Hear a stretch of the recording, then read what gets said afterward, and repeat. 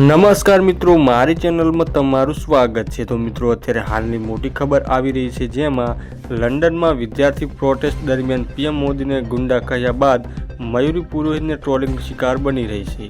તો video post કરતા તેને કહ્યું કે લોકો મને પાકિસ્તાની મુસ્લિમ કહી રહ્યા છે અને આ બધું બંધ નહીં કરવા પર હું કાજલ હિન્દુસ્તાની સામે લીગલ એક્શન લઈશ।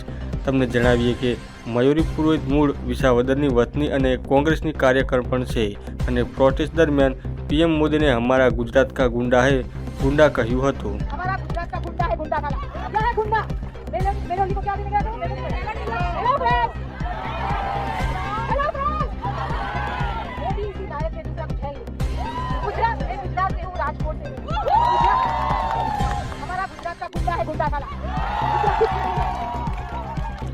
गुंडा कहाँ गया था अभी, कहाँ गया था?